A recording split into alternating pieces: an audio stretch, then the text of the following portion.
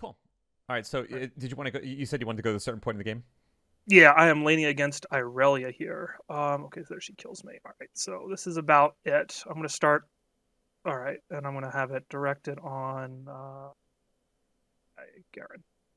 Okay. All right, this is all fine. I'm gonna speed up a little bit. I'm 2-1 against her right now. Um, Down a little bit of CS. She's kind of bullied me out of the wave a little bit, but that's okay. Okay. I think. Are you sure you didn't want to go over the first 6 levels? Sure, we actually. You know what? I think that's a good idea. Because That's fine. yeah, I mean, because like, I would want to help you about laning phase two, because I know I really can be really Yeah, tricky. she she certainly can be. Yeah, I'm just gonna have the camera directed on me the whole time, if yeah. that's okay. Could you just? Oh, oh. Actually, you're in the replay. That's oh, okay. Yeah, Wait, that's strange though. Wait, so you're able to launch the replay? yeah. I downloaded it a while ago when it happened because I wanted to go over this, look at it. But Oh, I then I have a see. player that lets me play old replays. Dang. Okay. Okay. Cool. Cool. Send a link to that app. I would definitely love it for my coaching sessions. Sure, yeah. Yeah. That'd be really cool. Oh, not now, of course. Okay. So you got Mhm. first blood. Yeah, I got first blood. I buy a ruby crystal. I should have bought a longsword health pot, but I decided I'm going to play it safe and buy a ruby crystal. Okay. All right. I think I am definitely agreeing with your initial thought there. I think you could have, because like this is a punishable matchup.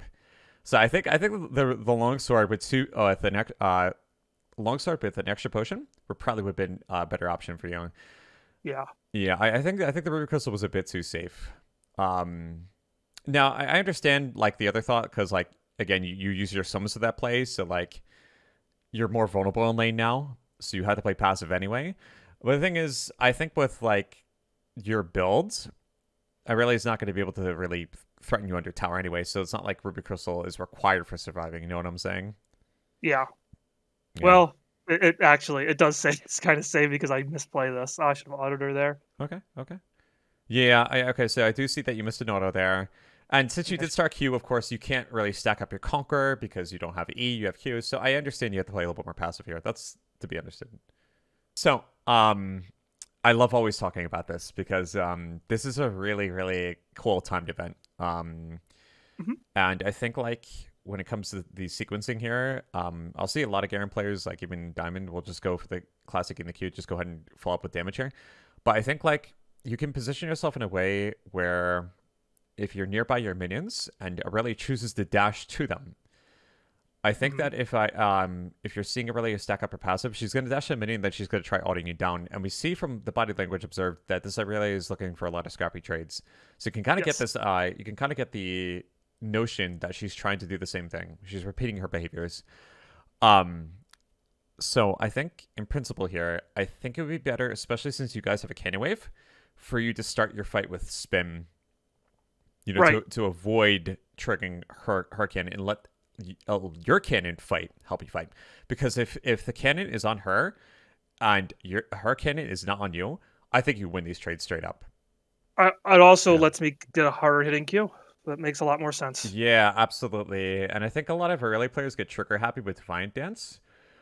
So what you could do too is like if you want to bait it out, you go ahead and pretend that you're about to hit her with Q. You just use the animation, you hit Q, and then you spin instead of landing Q, and then you spin for a bit and then land Q after. I love Yep. doing that versus Fiora and Aurelia players. It's so spicy. Especially when those Fiora players post and waste it. Yeah, yeah. So it's just something to think about there. I think that was like a little optimization. But yeah, you Yeah. can continue. Go. Oh, Oh, just I think you silenced the minion. I did. Oh, I okay, hit the okay, minion. yeah. Oh, okay, okay. Wait. Okay, okay. So I see here. Okay, okay. Pause. Okay. Yeah. She disappeared, and I decided to shove. Right. Okay. So I see there's stuff going on bottom. So You like, want me to go down here? yeah. So was it the fear that she was rotating down bottom that led you to push, or? I think so. Also, if she's just backing, I want to crash this. Yeah. Maybe this was a mistake. So all right. let's go for a few seconds and let's see what she purchases. Okay. Uh, just a longsword. Okay. And yeah, she's just a longsword and a potion. So, all right, pause. Yep. All right. So, she can get her component, but what does she forfeit when she chooses the back like this? If you were to technically freeze, hypothetically. Like I think I was pushing anyways, but like a slow push, she would probably have lost a little bit more minions. Probably like 3 or 4 minions, and I would Really? have plowed up a larger wave. Was it a slow push? I'm sorry. Could you go Back back? up. Yeah, go back a bit. I want to confirm that because I thought I saw a freeze on your end. Oh, what the? Oh, I'm sorry. One sec. That's It okay. That's skipped. okay. Let's see. This It's is you not it. level. I'm sorry. 1 second here. It skipped way all over the place. Yeah, that's okay. That's okay. Just wait. Oh, what the heck? No, this is not it. I need to keep going. She crashes it. 1 second here. I'm sorry. This thing keeps directing back for whatever reason. That's okay. That's okay. All right. Yeah, I am now pushing. Let's see what she does. Is she gonna push it into me? I think it's past your level 3. Yeah. Okay. Why does it keep doing that? I think it's the replays being bugged. You had Yeah. you had direct to camera. Oh wait. Click on direct to camera on the camera icon. I'm just gonna. There it goes. Okay. I'm All right. I think it's gone now. gonna stop. Yeah, it's wow. Ooh, that is. I think I- it's. I think it is I- push. I'm pushing it. Yeah, you are Oh, it's pushing. Yeah, close. I thought my eyes saw it. I just wanted to confirm. Yeah, you did have like a freeze there. You definitely had a freeze. Yeah. Your minions were damaged, and then he had a fully healthy wave. So I think like if I really chooses the back there, yes, she gets a component. But the thing is, if anything, she's gonna be matched with you in items. But then you have the EXP advantage. And if she did go for Rome and that was unsuccessful because your team is getting back to safety, well, then she completely wasted her time. You know, it was favorable for her to back here, but I think you missed an opportunity to freeze because like you're completely healthy and you didn't really need the back. Let's take a look at your Yeah. gold right now. What is the button? If you hit the X button, yeah, the X button will tell you your gold. X. So like right now, you Not don't much. really have a valuable purchase. You can get some random components. I mean, you can get some components for your berserker graves, right? I'm assuming. Yeah, you got the boots and the dagger, the classic components for berserkers. But the thing is, it's not a well-timed, valuable purchase, No, I like Yeah. backing at 1100. right? And That then was look not at look great. at look at your tower right now. She crashed it. She crashed it. instantly. Yeah. So hopefully you get this cannon in time. I don't remember if I do. Looks like I do. Oh, come on. Yeah, I got it. I got it. Okay.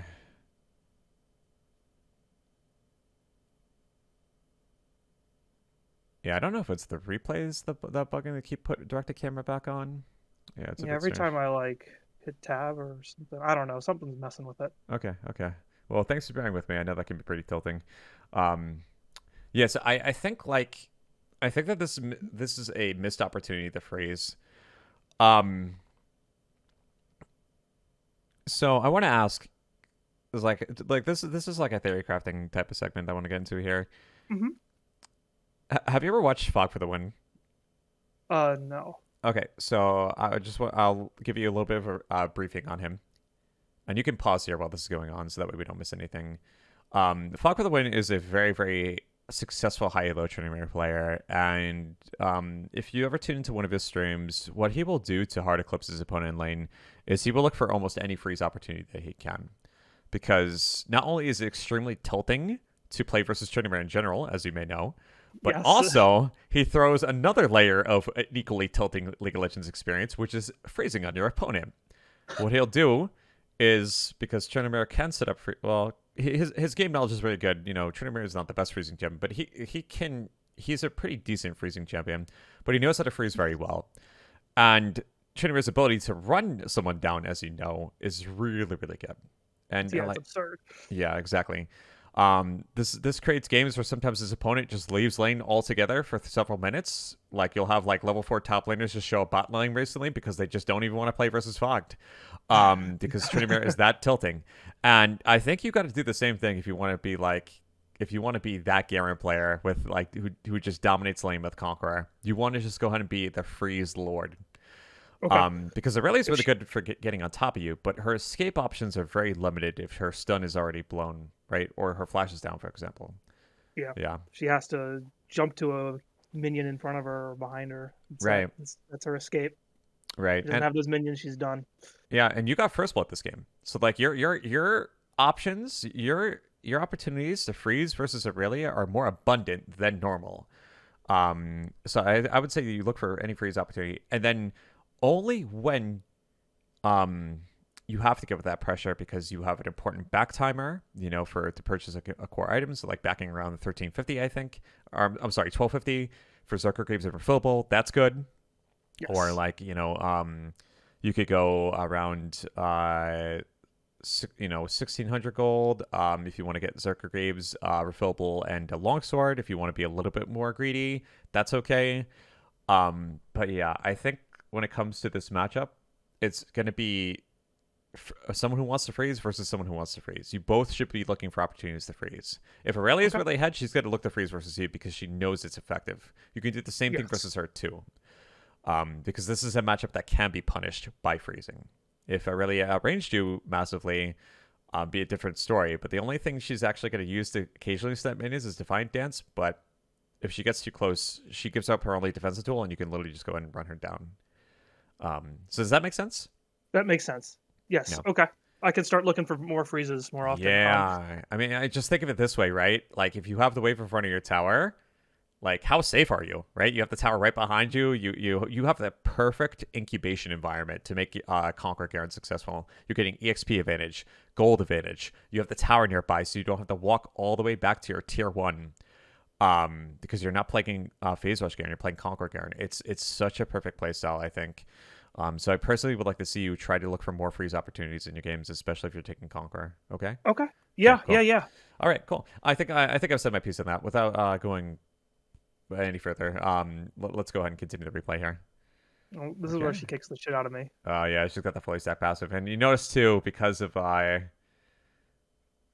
think I would have died there. Yeah, 100 health. Okay, I think the W timing was really great. But like with her passive being fully stacked, she can even just like tank minions and just out damage you. It's pretty crazy. Yeah, she just does what she wants. Oh look, we got help. Now this was maybe a mistake on my part. I don't know if I needed the flash here. Okay. Yeah, I think the flash was definitely a little excessive here. And she takes my cannon for attacks, I guess. Whatever. I think you guys had indication that Kha'Zix was bottom too, right? I'm guessing because of bot lane's pings, you guys have indication that Kha'Zix, because like I don't see any backup for Kindred, so I think like you may have gotten a little bit too eager there, and you burned a really valuable resource. Yeah. Because I think that's going to hinder your ability to punish her because she has flash up. That's the thing. She didn't burn her flash. She was done there. I didn't need to do that. Like at the very least, like let her flash and then maybe follow up with your own flash so that you guys equalize a little bit, but as soon as she saw you flash that quickly, she's not going to burn flash at that point. She's going to be like, all right, I'm dead. I'm just going to hold on to my flash, So something to consider there when it comes to like thought process and like expending resources. Yeah, that's one thing I need to get better at too, is just saving my ult and not just using it on the first kill. Yeah, it's one of the highest requirements of discipline, I think, to make Conquer Garen successful. Because like there's so many plays that are tied to you having that 5-minute cooldown, and it's pretty crippling when you just don't have it. You've been kicking yourself for like using flash in situations that you shouldn't have. I mean, this ties into general Garen gameplay. With expending resources, but like it's so much more punishing when you are taking flash ignite. All right, so you have an advantage over her, but we're waiting on summoner spells here. Yep, so like, I don't think I can all in her. Okay. And now I'm pushing it. Yeah, you are pushing. You are pushing. I think with the wave, like having the wave advantage, you do beat her if she chooses to commit into you, but she's not gonna probably commit into you unless you have help. Yeah. So could you change the vision on the map so you just see your vision? Yeah, yeah. Changes the red. Because I want to talk about this too. Okay, so like It's good that you have the river vision out. So Kazakhs can either choose to lane gank or flank you from Tribush side. Dragon's down, so like you have to play a bit more reserved now because the only objective up right now is Herald. And right now with the game state, you have a bounty. You're the only person with a bounty. So like if you die to Kazakhs or Irelia, you not only give a bounty, but they automatically have a ticket to get Herald too because you're no longer threatening Irelia and she can automatically help with Herald. Then I need to So not be pushing like this. Then I need to be a little bit more careful until we see Kazakhs like that. yeah, the only pushes I recommend in this type of game state is very, very big waves with a slow push, because you want to have a big as big of a wave as possible to safeguard you, so you can crash it, and then at least if Kazakhs does try to force the gank super foolishly, you can at least do the 1v2 with a giant wave. Ooh, Yeah. okay. She had flash, I didn't. So she Yeah, hit backspace. Hit backspace twice, I think, for me here. All right, let's go ahead and review this again. All Yeah, right. backspace goes back 15 seconds. Oh, that's so handy. Yeah, it is. It's very, very handy. All right. right. So she was jumping around in my line, so I decided I'll spin on her. Okay. Okay. Then this is the mistake, turning around right here at 5 stacks. Right. Right. For this. Oh yeah, absolutely. You totally need to wait for your cooldowns too. And I also see that Ignite was up as well. Yeah. So I could have actually. That's close. I think the play was wait for your Q and E to be back up, and then commit E into Q with applying Ignite as you're spinning. And then, go ahead and drop the Q and then drop the R. I think that was your best call. All right. I needed to back out for sure and wait until everything was up. Yeah. Could you hit the eyeball for me on the interface and then click on scoreboard for me? And then click the eyeball. So much better. Yeah, so that way you don't have to keep bringing it up. God. Yeah, that's so much better. Okay, beautiful. Yeah, I want to teach you these things too. So if you ever want to watch your own replays, maybe you do that already. But yeah, this is so much easier. Okay, so a little bit of a setback there. She does get a shutdown, which is a significant throw on your end. But I mean, the game still can be won. It's pretty even. They're up a dragon. You have Ignite. Her Ignite is down, so we do have some kill opportunities here. Kindred does start the dragon on your side of the map.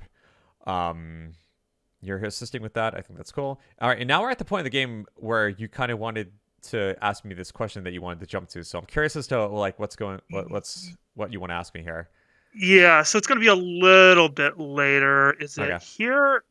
Might be here. Might be a little bit later. It's actually a little bit later. It's like up here. All right. We'll wait for it. We'll just let the replay cruise until then. Okay. I don't think I get. I think I die one more time. Maybe I don't. We'll see.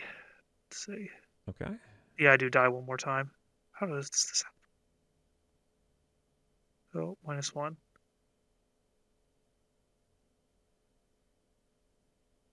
Oh, I think I know. I get dumb. Yeah, rip me. Oh gosh. Okay. Okay. All right. Hit backspace. Yeah, hit backspace. Yep. So I don't have vision of Kazakhs for a long time.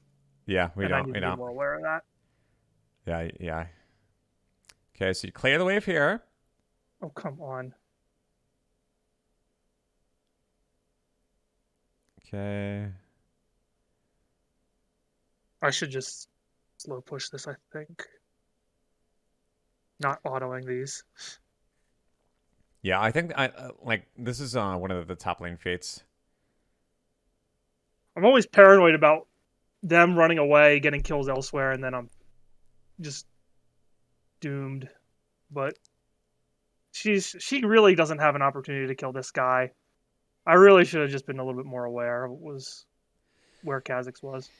It's tough because when you're playing Garen, you always have that impending sense of I'm gonna say like there's always that ever presence of urgency to get fed.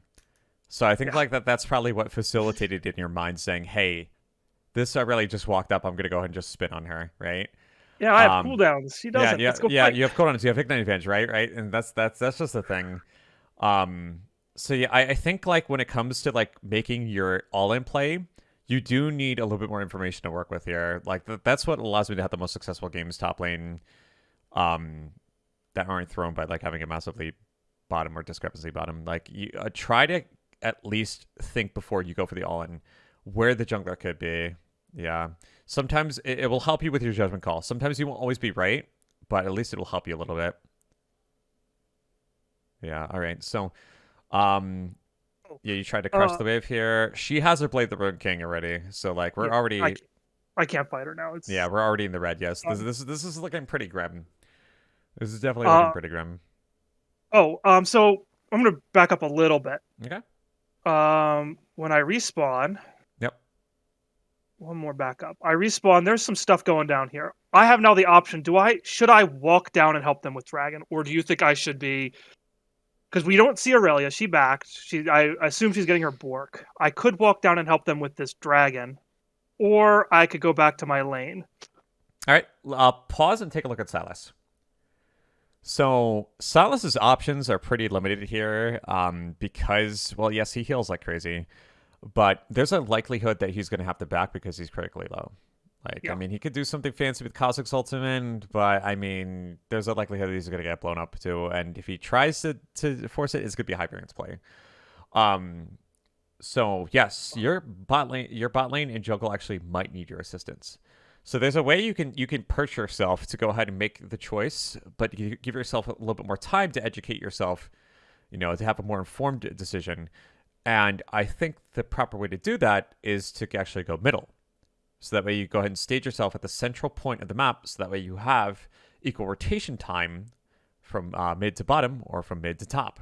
I think that's the best way to do it. Like whenever I try going through the same type of scenario that you do, I always say, okay, the first thing I'm doing if I'm on the fence about this is to go middle. Middle is the fence point type of Yes. map type of location on the map. You should definitely try rotating there first, because maybe like what happens is like, okay, they're committing the bottom, but bot lane's retreating to tier 1. They're wasting time. What you could do is just shove in a wave really quickly, get a tower plate, and then if you see a really resurface top, you'd be like, okay, take a plate, then you rotate back top lane. So there's several timed events that are going on right now, mid lane and bot lane, of course. But I think like rotating from top to middle is a really great macro choice because at least you have several options to work with, and if you try to, make that last decision to go ahead and rotate to the dragon, at least you're not doing it from top lane. Yeah. Yeah. Yeah. Yeah, that makes sense. I probably, in hindsight, probably should have just pathed from base to here because it Yeah. looked like there was a fight brewing. Yeah. And it looks like Silas would probably get involved. Who knows if Irelia shows up, but I can still at least be useful for that. I still have an R. I still have Ignite. Yes. Might be able to kill her together. Yeah. Absolutely. I think your options are kind of limited here because again, your flash is down. So I don't know if you're really going to be picking anything up here. It's really hard to say. Yeah. They But would have to commit, and I would have to get a kill off that. yeah, but there's one thing that's really noteworthy about your current position is that you can take tower plates extremely quickly because you have Hearthbound Axe, Berserker Greaves, and Sheen. So you're always looking for like little places to sneak in a plate, and that's really good for you because like one plate is half a kill, essentially, right? If you get two plates, that's a kill, right? That's really good. If you get a tower at half health, that's a Herald play because you can pop that tower for first white tower bonus. It's really good to see. Like, can I see your runes this game? Like, click on your champion and then open up the runes section. Yeah, the arrow there. That's so handy. I ran with conditioning overgrowth this game. Okay, conditioning overgrowth. Yeah. I might have to have a little chit chat with you because I think I may want to have you for this play style. If you want to stick to this in the future, I might have you take Demolish or Demolish. Second. Yeah. There's a video I want to make because there was 2 games I played yesterday where I literally just destroyed the enemy team last stream by taking Demolish. I had an 8-minute strike breaker. I was playing out of my mind. I had a 12-minute Black Cleaver. I took like 7 plates on their team. Like I was making big bank. So I think if we have some time left over, we'll go ahead and do like a little bit of like a runes seminar 101. But yeah, Sure. I do think we need to take a look at some of your runes choices as well because that might have altered some of the option trees that you had for this game in your favor. Without further ado, yeah, I think the rotation in the middle was the better call. Does this clarify things on your end? Yeah. Okay. Cool. Wonderful. I'm going to continue. Yeah, let's go ahead and do that. Okay, that's a shit show down there. We lose dragon. Yep, yep. I wait for my cannon to die, and then I keep pushing. Okay, cool, cool. Probably didn't necessarily need to ward that just at that point, but Yeah, you have a lot of heads down bottom. Irelia's heading back top, is what I'm trying to say. I'm waiting for her to show or do something. All right, I go for a plate. Yep, she showed there. I go for a plate. Okay, cool. Oh yeah, I'm just seeing like how different this all will pan out if you took demolish instead of conditioning. Yep.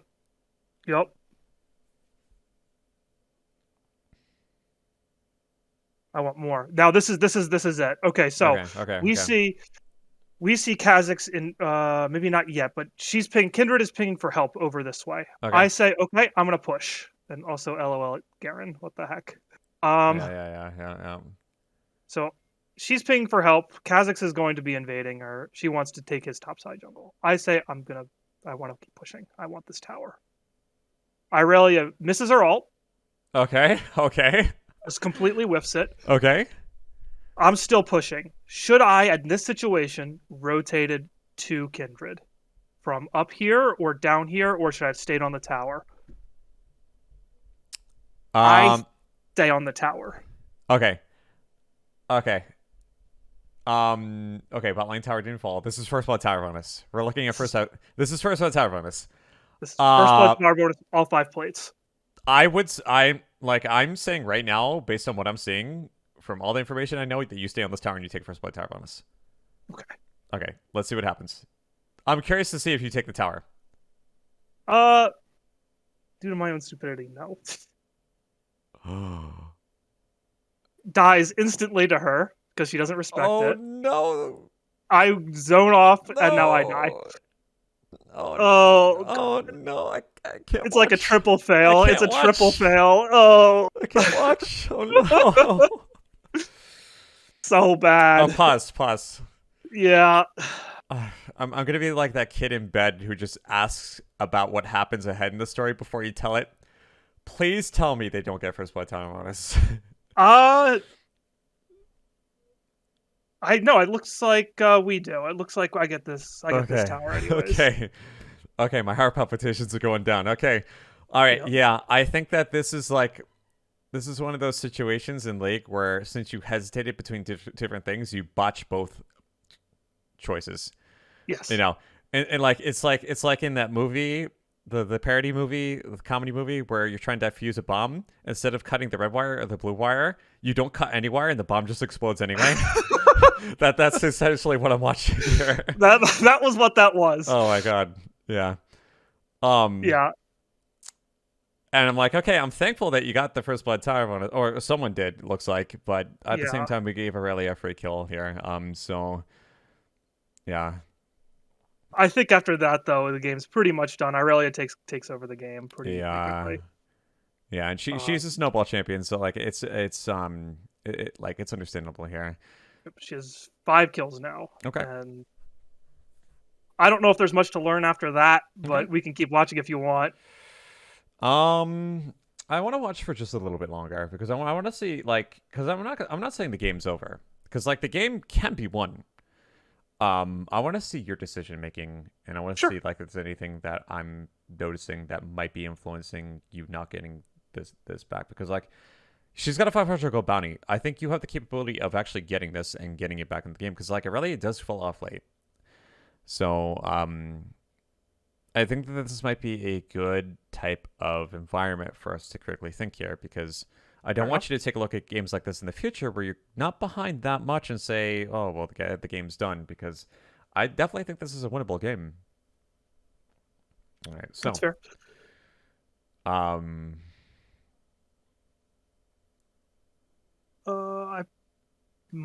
What am I doing? I'm helping her out down here, maybe. Okay, or taking a tower. Okay. Maybe I should have gone top here. I think you rotating bottom in general concept is good because if there's anyone who's going to be pushing that tower safely, it's going to be you. So I think the rotation's good. I think you guys definitely should give up your tier ones. I think like this. I think you guys need to incubate a little bit here, and with their current lead, I think defending, especially with the several of your squishies, defending tier ones might be really risky.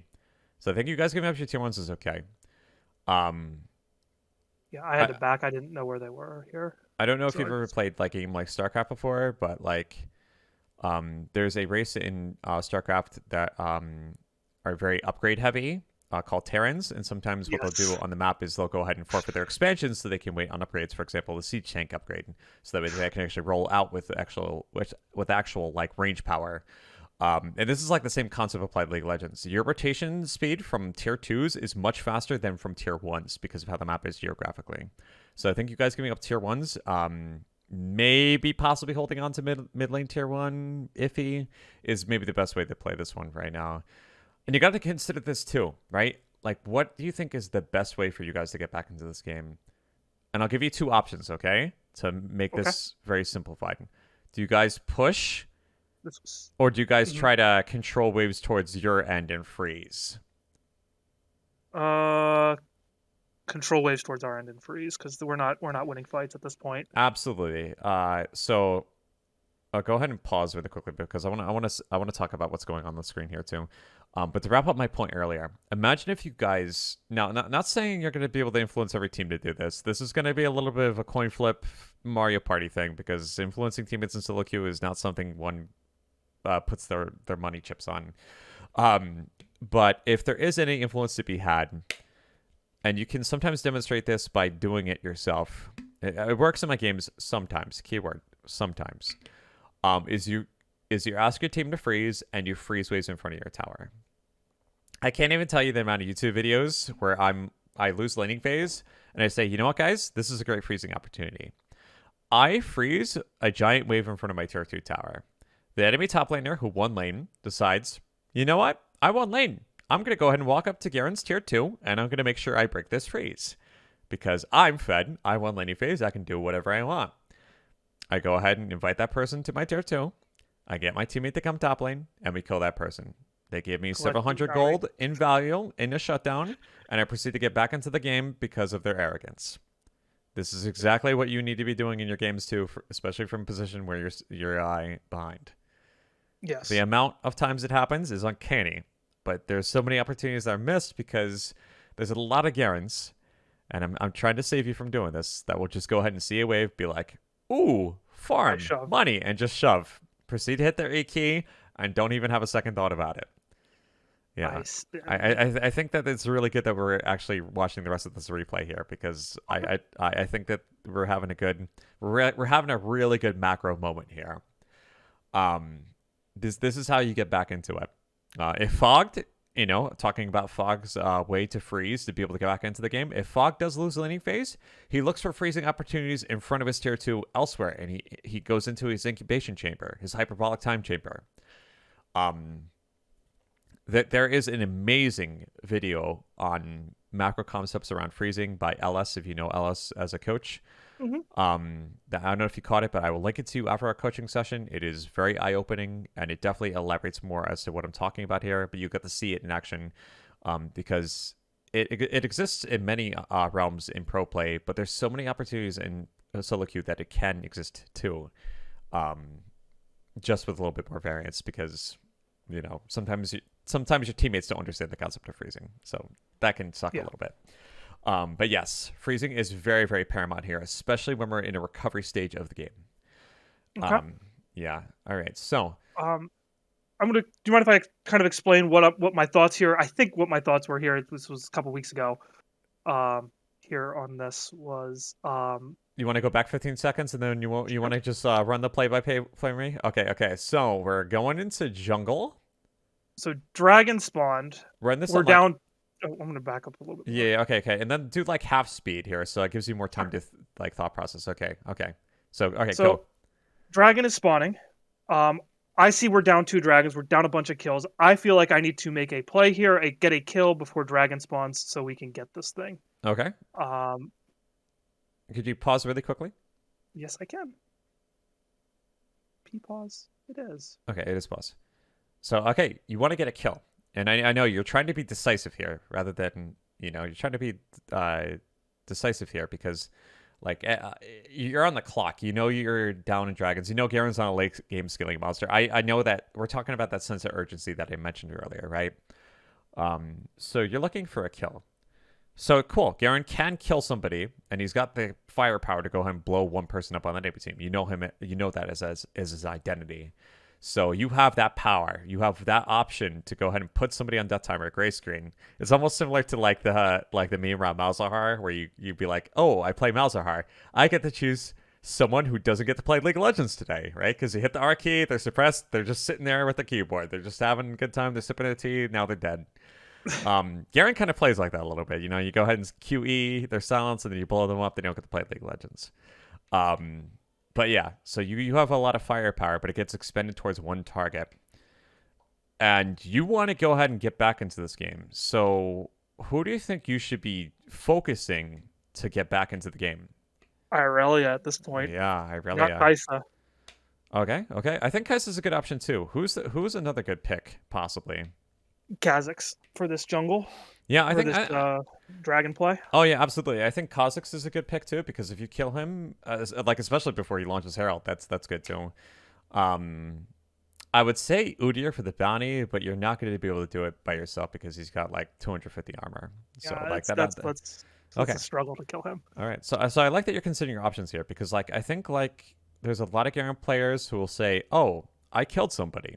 Well, I contributed this game. It must be my teammates who made this game a loss for me. That sucks. Why are my teammates so bad?"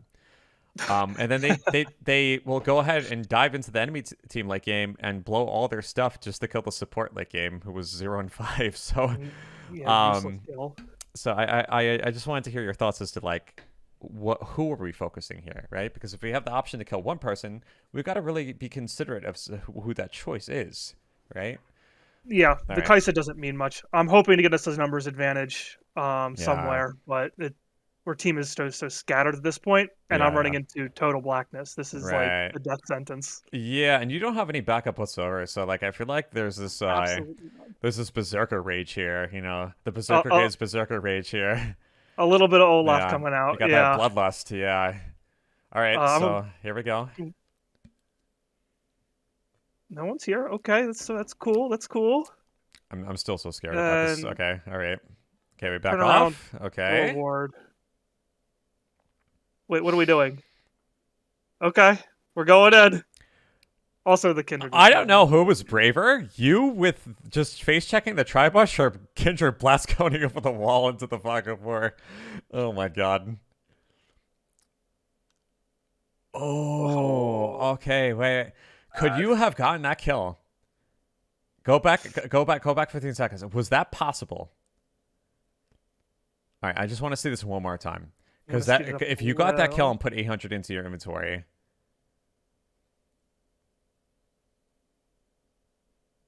Let's see his health. If I like flash after him and autoed him before I did this, he is at 128. You needed to auto right before the ult. Yup. Yeah. If I flash auto-art him, that would have killed him. Yes, it would have cost you. Yeah, I mean, like even if you died after, like at least 800 gold into your pocket would have been good. It would have been put someone on death timer. Like I think that would have been a valuable death because at least you have like the gold exchange is stronger. There's a possibility that you just needed one more auto and you didn't even need the flash. Like I think there was there was a realm where you could have. And then one more thing that I noticed too is that you also went Q and EE. If your Q was armor shred amped, I think that auto after would have 100% killed. That would have done it. Yeah, that would have done it 100%. So like we're in a situation now where we're team fighting for dragon. You have no resources up whatsoever, and the team gets shredded by this Aurelia. Yeah, 100%. So like I get out of there because and MF shows up to leave too. Yeah, so I think like there's definitely a string of high variance plays that aren't doing you any favors. All right, we're going to jungle without vision. You know, we're not confirming where they are in the map, and then also I think like this is a dragon that you guys. I don't think you guys can fight this dragon unless you guys get a lucky pick. I just don't think this is a dragon you guys can get. I think you guys need more time to incubate. If you guys Yeah. have any opportunity to win this game, like maybe give the third. Be prepared to deal with the Herald play because they're gonna launch Herald before it expires, right? And like that timer, was very very close to the dragon, and then keep vision up. Have you guys switch to blue trinkets? I'm really concerned that none of you guys have blue trinkets at all right now. Okay. And I usually don't get blue. I like yellow, but I can definitely. When do you get blue? okay, we can talk about that really quickly. So blue is wonderful. Pause. Yeah, Mm-hmm. let's pause here. So I think you understood my StarCraft reference a little earlier. I might be mistaken. I watch a lot of Brood War. Okay, great. So, what's also special about the Terrans that they have over Protoss and Zerg, right? They have scanner sweeps, Yes. right, from their command centers, which is insane. It's like downright busted sometimes the things that they can do with scanner sweeps. And not only is this real stealth units, but they can literally just go ahead and check vision from across the map without even have to send any scouts. Doesn't matter if there's any terrain blockage or anything like that. They can confirm so much.